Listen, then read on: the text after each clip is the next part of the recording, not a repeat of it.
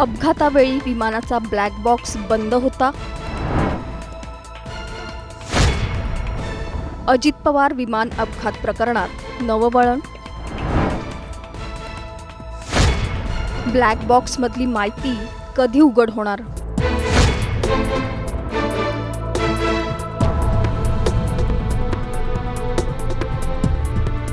राज्याचे दिवंगत उपमुख्यमंत्री अजित पवार यांचं 28 जानेवारीला विमान अपघातात निधन झालं. अजितदादांच्या या अकाली निधनाने राष्ट्रवादीच्या कार्यकर्त्यांपासून सर्वसामान्य जनतेपर्यंत सगळ्यांनाच धक्का बसला. अनेक राजकीय नेत्यांनी हा अपघात नसून घातपात असल्याचा संशय व्यक्त केलाय. शेवटच्या क्षणी विमानातून प्रवास करणाऱ्यांचा नक्की काय संवाद झाला याचा ब्लॅक बॉक्सच्या माध्यमातून तपास सुरू आहे. पण अजून ब्लॅक बॉक्स संदर्भातली कुठलीही माहिती समोर आलेली नाही. काही नेत्यांनी विमानाचा ब्लॅक बॉक्स बंद होता असा खळबळजनक दावा केलाय. अजितदादांच्या अपघातावेळी खरंच ब्लॅक बॉक्स बंद होता का आणि विमानाचा ब्लॅक बॉक्स बंद ठेवता येतो का या संदर्भात सविस्तर माहिती या व्हिडिओच्या माध्यमातून आपण जाणून घेऊया. त्यासाठी हा व्हिडिओ शेवटपर्यंत पाहत राहा आणि टाइम्स नाऊ मराठीला लाईक, फॉलो आणि सबस्क्राईब करा. अजित पवार यांच्या विमान अपघाताला आता 15 दिवस उलटून गेलेत. 28 जानेवारीला सकाळी साधारण 9:15च्या सुमाराला बारामतीत अजितदादांचं विमान कोसळलं. त्यात त्यांचा दुर्दैवी मृत्यू झाला. हा धक्का महाराष्ट्राला अजूनही पचवता आलेला नाही. जिल्हा परिषद आणि पंचायत समिती निवडणुकांच्या प्रचारासाठी अजित पवार बारामतीत जात होते आणि त्याचवेळी त्यांचा हा अपघात झाला. यात अजित पवारांसोबत 5 जणांचा दुर्दैवी अंत झालाय. अजित पवार यांच्याबाबत काही काळबेरं झाल्याचा संशय नेत्यांनी व्यक्त केलाय. अजितदादांचा अपघात नसून घातपात असल्याचं नेत्यांकडून वारंवार सांगण्यात आलंय.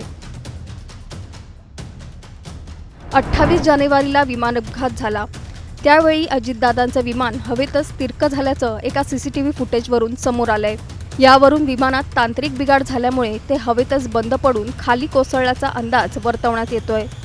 दुसऱ्या एका CCTVमध्ये बारामती विमानतळाचा रनवे स्पष्टपणे दिसतोय, तर वातावरणात दाट धुकं असल्याचं पाहायला मिळतंय.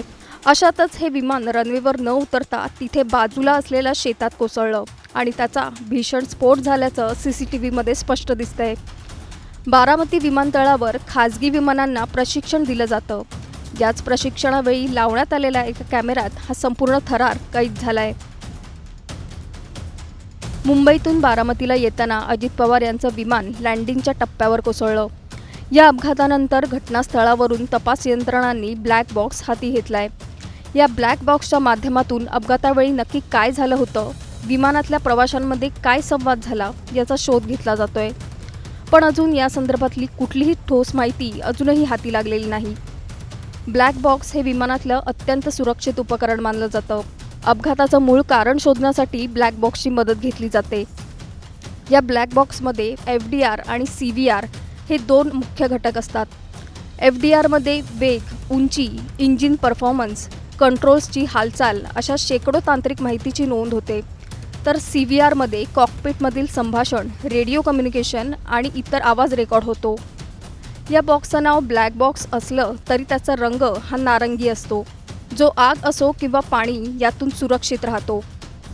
हा बॉक्स अत्यंत मजबूत असतो, जो उच्च तापमान, स्फोट आणि पाण्याखालीही सुरक्षित राहू शकतो.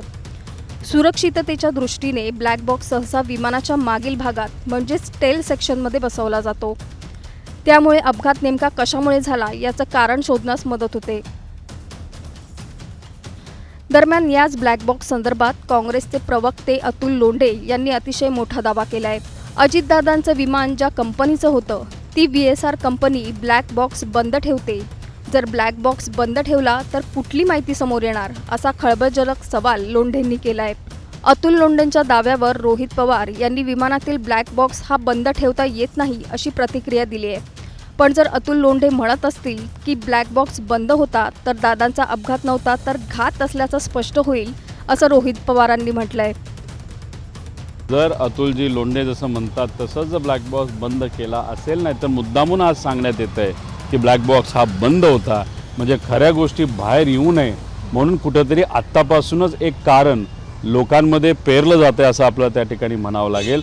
आणि ब्लॅक बॉक्स बंद करता येत नाही. आणि जर असं एखादं कारण दिलं की ब्लॅक बॉक्स बंद असल्यामुळे आम्हाला इन्व्हेस्टिगेशन करता येत नाही, तर मी जे म्हणतोय त्याला शिक्कामोर्तब होईल की दादांचा ॲक्सिडेंट नव्हता, दादांचा घात होता, हे तिथं कुठंतरी क्लिअर होईल असं मला वाटतं. अतुल लोंढे यांचा असा दावा आहे की विमानातील ब्लॅक बॉक्स बंद होता, पण खरंच विमानातील ब्लॅक बॉक्स बंद ठेवता येतो का असा प्रश्न उपस्थित होतो. एव्हिएशन एक्सपर्टच्या माहितीनुसार ब्लॅक बॉक्स विमानाच्या इलेक्ट्रिकल सिस्टीमशी जोडलेला भाग असतो. विमानाचं इंजिन सुरू झाल्यानंतर तो आपोआपच त्याचं रेकॉर्डिंग सुरू करतो. पायलट किंवा क्रू मेंबरला ब्लॅक बॉक्स ऑफ करण्यासाठी वेगळा स्विच दिलेला नसतो.